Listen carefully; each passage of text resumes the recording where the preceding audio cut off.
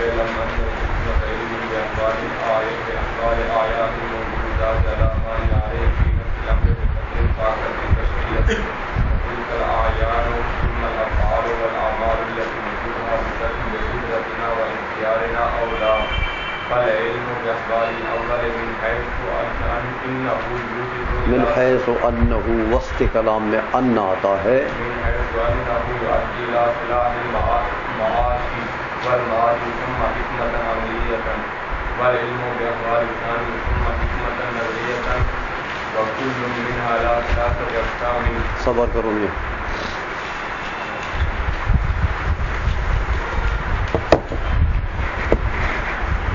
اب علم سے یہ مقدمہ ہے. میر حسین میبزی رحمۃ اللہ تعالی علیہ نے علم سے وہ کہ مقدمۃ العلم کی ابتدا کر دی. تو آپ پڑھ چکے ہیں کہ مقدمۃ العلم میں علم کی تعریف ہوتی ہے، موضوع ہوتا ہے، غرض و غایت ہوتا ہے.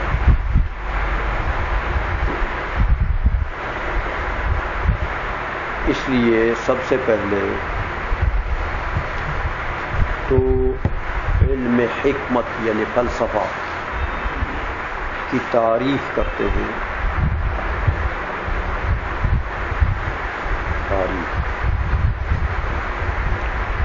موضوع اور غرض و غایت یہ ضمن میں خود آ جائے، اس لیے صراحتاً اس کا ذکر نہیں کرتے کہ ضرورت نہیں. تو تعریف میں فرماتے ہیں کہ اعلم ان الحکمت علم باحوال اعیان الموجودات على ما هي عليه في نفس الامر بقدر الطاقت البشریہ. یہ علم حکمت کی یعنی فلسفے کی تعریف ہے. علم باحوال اعیان الموجودات، یہ اعیان کی جو اضافت موجودات کی طرف ہو، یہ صفت کی اضافت موصوف کی طرف.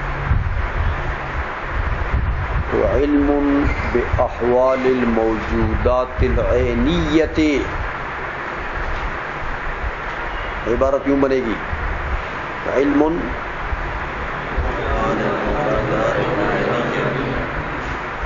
موجودات ایک ذہنی ہے اور ایک عینی ہے. تو موجودات عینیہ سے مراد کون سے موجودات؟ خارجیہ. موجودات خارجیہ خارج عن المشاعر. جیسے آپ دیکھتے ہیں یہ کھڑکی ہے، یہ مولوی صاحب بیٹھے ہوئے ہیں، یہ ڈیسک ہے، یہ موبائل ہے، یہ دیوار ہے، یہ چھت ہے، وہ ٹوٹیاں لگی ہیں. یہ تمام کیا ہیں؟ موجودات خارجی ہے. یعنی جن کا وجود عینی ہے، یعنی فرض فارض یا اعتبار معتبر پر موقوف نہیں ہے. سمجھ آئیے؟ خارج میں موجود ہے شے. کیا مطلب موجود ہے خارج میں؟ یعنی اس کا وجود اعتبار معتبر پر موقوف ہو نہیں ہے. اعتبار معتبر کو اس کے وجود میں دخل، کوئی معتبر اعتبار کرے یا نہ کرے، کوئی فرض فارض کرے یا نہ کرے، اس کا وجود ہے. یہ ہے موجودات عینیہ. احوال بمعنی عوارض ذاتیہ. علم کیونکہ فن میں بحث ہوتی ہے موضوع کے عوارض ذاتیہ سے. اب آپ کو پتہ لگ گیا ضمن میں، تعریف کے ضمن میں، کہ حکمت کا موضوع کیا چیز ٹھہری؟ جس کے عوارض ذاتیہ سے باس. تو کس کے عوارض ذاتیہ سے باس ہے؟ موجودات عینیہ سے. تو موجودات عینیہ کیا بنے؟ موضوع. علم حکمت کے لیے موضوع بنے. تو ضمن میں، تعریف کے ضمن میں موضوع بھی آ گیا، اس لیے موضوع کا یہ پھر دوبارہ ذکر نہیں کریں گے. علم باحوال، احوال سے مراد عوارض ذاتیہ،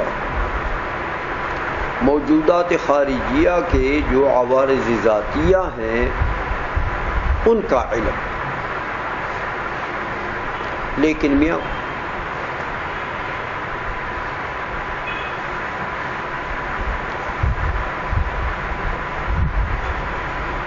ما علامہ بمانا الذی لے لو، موصولہ،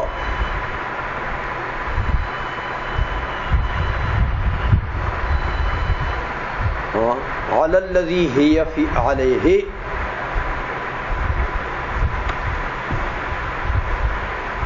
اور اگر موصوف نکالتے ہو الذی کے لیے ہیئت تو پھر التی کر دو، مؤنث کر دو. علی الہیئۃ التی ہی علیہ فیہ، ہی علیہ فی نفس الامر. موجودات خارجیہ کے عوارض ذاتیہ. لیکن کیسے موجودات خارجیہ کے عوارض؟ میاں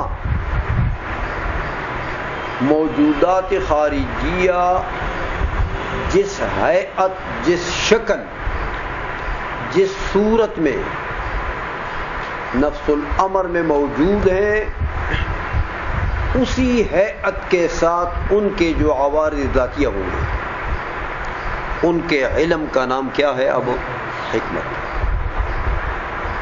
علی ما ہی علیہ فی نفس الامر، جس ہیئت کے ساتھ وہی موجودات خارجیہ نفس الامر میں موجود ہیں، اسی ہیئت کے ساتھ ان موجودات خارجیہ کے عوارض ذاتیہ کے علم کا نام کیا ہے؟ سمجھے ہو؟ علم حکمت. لیکن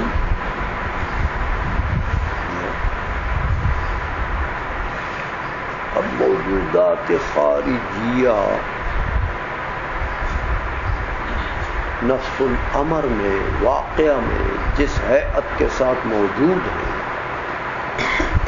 اسی ہیئت کے ساتھ ان موجودات خارجیہ کے عوارض ذاتیہ کا علم، یہ علم حکمت ہے. تو یہ تو اللہ ہی جانتا ہے کہ کون سا موجود خارجی کس ہیئت کے ساتھ موجود ہے، کس صورت کے ساتھ موجود ہے، کس ہیئت، کس شکل کے ساتھ موجود ہے. یہ تو پھر اللہ ہی جانتا ہے. اے میاں ہم سب موجودات خارجیہ ہیں نا، تو کبھی ہماری ہیئت یہ بیٹھنے کی ہوتی ہے، ہماری وضع یہ ہوتی ہے، مقولہ وضع ہے. یہ مقولات عشر پڑھے ہیں نا، تو کبھی ہم کھڑے ہو جاتے ہیں، ہماری ہیئت قیام والی ہوتی ہے.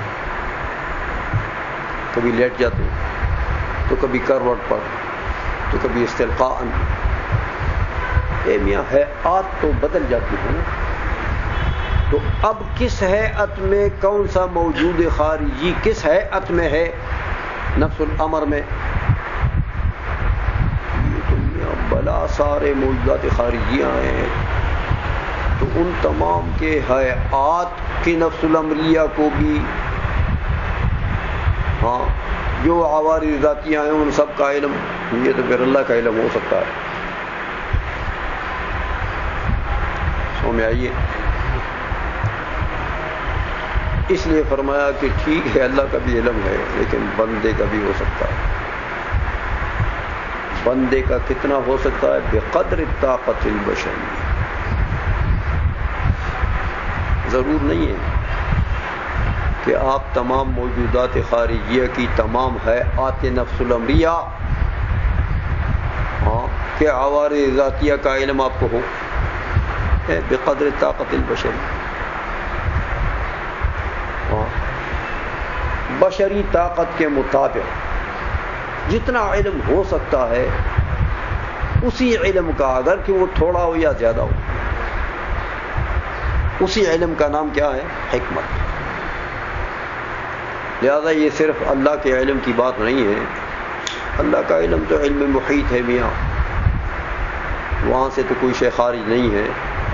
لیکن بندے کے پاس بھی موجودات خارجیہ کی حیات کے عوارض ذاتیہ کا علم آ سکتا ہے. کتنا آ سکتا ہے؟ بقدر طاقت البشر. یہ جو بندے کے پاس علم آیا ہے بقدر طاقت البشریہ، اس کا نام ہے حکمت. سمجھا گئی یہ بات؟ اچھا،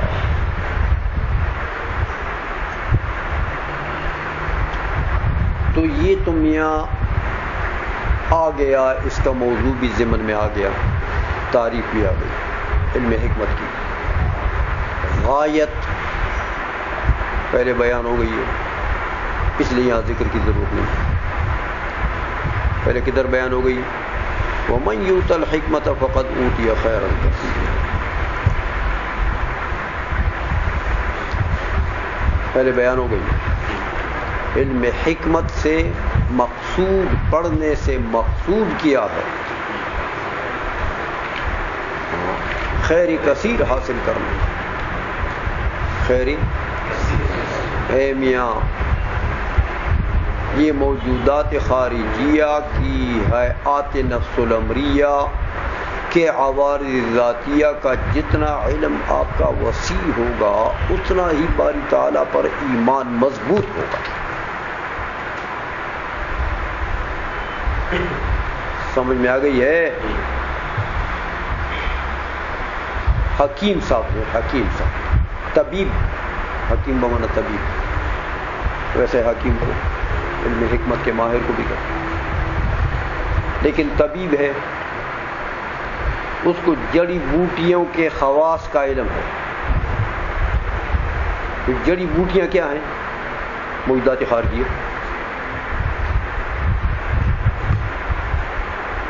تو ایک بوٹی ہے، اس کے عوارض ذاتیہ یعنی اس کے خواص. سمجھ میں آ گئی ہے؟ اس کے خواص نفس الامریہ جو واقعی میں نفس الامر میں اس بوٹی کے خواص ہیں، اس پودے کے خواص ہیں. جیسے مثلا آپ سقمونیہ لے لیں، سقمونیہ ایک پودا. سنا لے لیں، سنا تو جانتے ہو نا؟ سنا بھی نہیں آتا. سنا وہ سا سے لکھا جاتا ہے. سنا پودا ہے، سمجھ میں آ گئی؟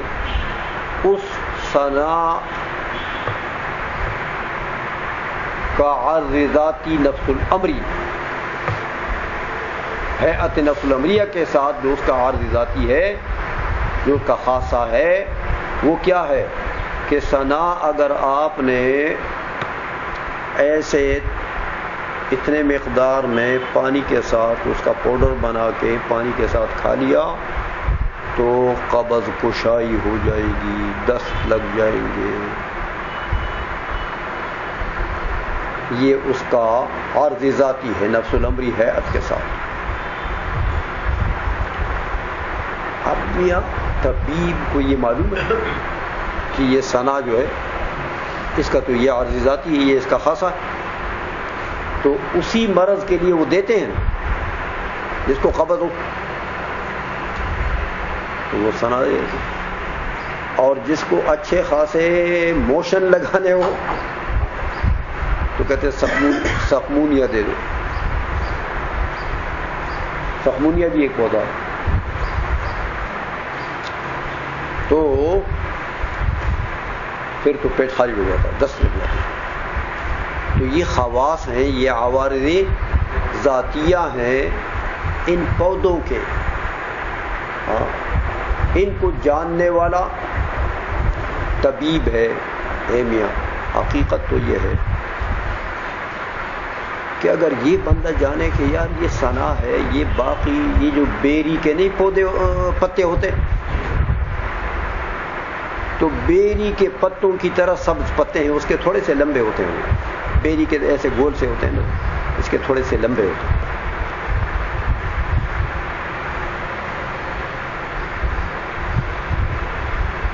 تو حکیم طبیب نے یہ جان لیا کہ اس پودے میں اللہ جل مجدہ نے نفس الامر میں یہ اثر رکھی ہے، یہ اس کا خاصہ ہے کہ یہ قبض کشائی کرتا ہے۔ اب وفی کل شیء لہ آیۃ تدل علی انہ واحد۔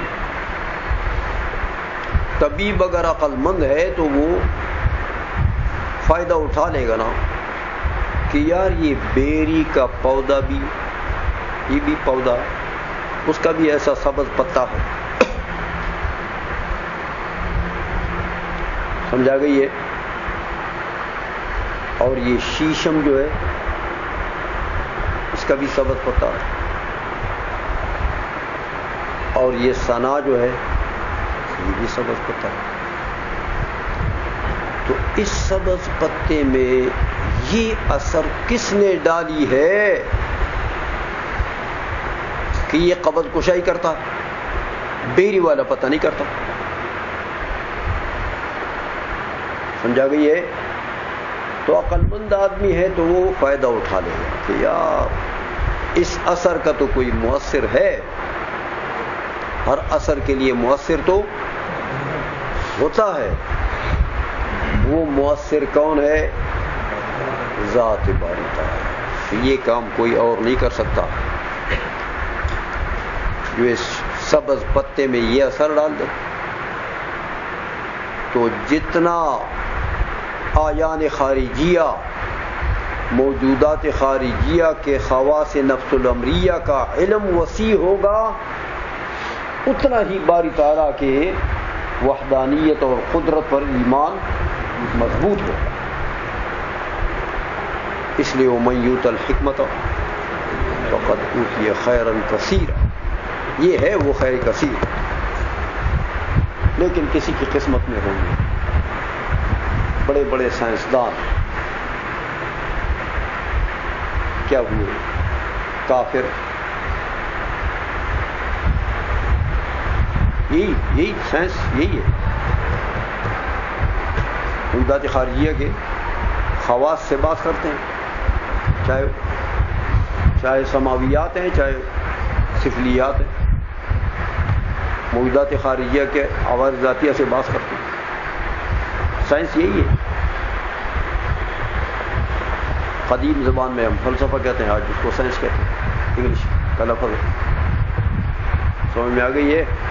لیکن بد نصیب سیاستدان سارا کچھ دیکھتے ہیں، ستاروں سے بھی بات کرتے ہیں کہ ان ستاروں کے کیا کیا خواص ہیں، کیا رفتار ہے ان کا، لیکن اس کے باوجود وہ جس نے وہ تاثیر ڈالی ہے، جس نے وہ اثر ڈالا ہے، اس کے اوپر ایمان نہیں لاتے۔ بہرحال یہ تو بد نصیبی کی بات ہوتی ہے، ورنہ یہ ایمانیات ایمان کے دلائل ہیں۔ موجودات خارجیہ کے عوارض ذاتیہ کو پہچاننا کا علم، یہ ایمان کے دلائل ہیں۔ اس لیے موضوع پتہ لگا تعریف سے، اور غایت کا پہلے ذکر آ گیا، اس لیے یہاں پر ذکر تو یہ تین چیزیں مقدمہ کے اندر ضروری ہوتی ہے۔ دوسری چیز جو ضروری ہوتی ہے وہ اس فن کے، جس فن کے عوارض ذاتیہ سے بحث ہے، اس فن کے اقسام پہچاننے ضروری ہوتے ہیں، اگر اس کے اقسام ہیں تو۔ سمجھا گئی ہے؟ اس لیے میر حسین محبزی رحمۃ اللہ تعالی علیہ علم حکمت کی تقسیم بھی کرتے ہیں، اقسام بیان کرتے ہیں. کہتے ہیں میاں وَتِلْكَ الْأَعْيَانُ، یہ جو موجودات خارجیہ ہیں جو موضوع بنے ہیں حکمت کے لیے، یہ موجودات خارجیہ ان کی دو قسمیں ہیں. دو قسمیں. یہ موجودات خارجیہ تو یا از قبیلہ اعمال و افعال ہوں گے. کون سے افعال و اعمال؟ ہاں، جن کا وجود میں لانا ہمارے اختیار، افعال و اعمال اختیاریہ. یہ موجودات خارجیہ یا تو از قبیل اعمال و افعال اختیاریہ ہوں گے یا نہیں ہوں گے. ایسے نہیں ہوں گے. جیسے دیکھو نا میاں، بعض اعمال ہم کرتے ہیں، پھر جب ہم کر لیتے ہیں تو ان کو وجود مل جاتا ہے، لیکن ان کا وجود میں لانا ہمارے اختیار میں ہے. یعنی افعال اختیاریہ ہیں، اضطراریہ نہیں ہے. جیسے وراشہ ہوتا ہے غیر اختیاری، ایسا نہیں ہے، بلکہ ہم اپنے اختیار سے وہ اعمال کرتے ہیں. جیسے نماز آپ اپنے اختیار سے پڑھتے ہیں. یہاں سے اٹھ کر آپ چلیں گے تو اپنے اختیار سے چلیں گے. سمجھ آ گئی ہے؟ تو آپ کی مشی، آپ کی صلاۃ، یہ وہ موجودات خارجیہ ہیں کہ ان کے وجود میں لانا آپ کے اختیار میں. آپ اپنے اختیار سے نماز پڑھتے ہیں، اضطرار سے نہیں. نماز پڑھنے میں آپ مضطر نہیں ہیں، آپ مختار ہیں. تو بعض موجودات خارجیہ تو اس قبیل کے ہیں کہ وہ افعال ہیں، اعمال ہیں اختیاری، ہمارا بھی وجود میں لانا ہمارے اختیار میں. یا ایسا نہیں ہے، یعنی وہ افعال یا تو افعال و اعمال کے قبیلے سے ہی نہیں ہیں بلکہ جواہر ہیں، یا اعمال و افعال کے قبیلے سے ہیں لیکن ان کا وجود ہمارا اختیار میں نہیں ہے، ہم ان میں مضطر ہیں. افعال اضطراریہ دو قسمیں ہو گئی ہیں. موضوع کی دو قسمیں ہو گئی. تو موضوع کی تقسیم سے فن کی تقسیم ہو جاتی ہے نہیں. اس لیے فرماتے ہیں فالعلم باحوال الاول من حيث انه يؤدي الى صلاح المعاش والمعاد يسمى حکمتا عملیتا. پہلی قسم کا علم یعنی وہ افعال و اعمال اختیاریہ کے عوارض ذاتیہ کا علم. سمجھ آ گئی ہے؟ لیکن وہ افعال و اعمال من حیث انه یؤدی الی صلاح المعاش والمعاد، یہ حیثیت ساتھ لگا دو، اس حیثیت سے کہ یہ اعمال و افعال جو ہمارے ہیں نا میاں، یہ ہمارے معاش یعنی دنیا کے لیے مفید ہیں اور معاد یعنی آخرت کے لیے بھی مفید ہے. افعال و اعمال اختیاریہ اس حیثیت سے کہ ہمارے معاش و معاد دونوں کے لیے مصلح ہیں. میاں ان افعال و اعمال کے عوارض ذاتیہ سے بحث، ان کے عوارض ذاتیہ کا علم، یہ کیا ہے؟ یسمى حکمتا عملیتا. اس کا نام ہے حکمت عملیہ. والعلم باحوال الثانی یسمى حکمتا نظریتا، اور دوسرے قسم کا علم وہ جو آیان خارجیہ از قبیل اعمال و افعال ہیں ہی نہیں، جواہر ہیں یا ہیں لیکن ہمارے اختیار میں نہیں، سمجھ آئیے؟ تو ان کے عوارض ذاتیہ کے علم کا کیا نام ہے؟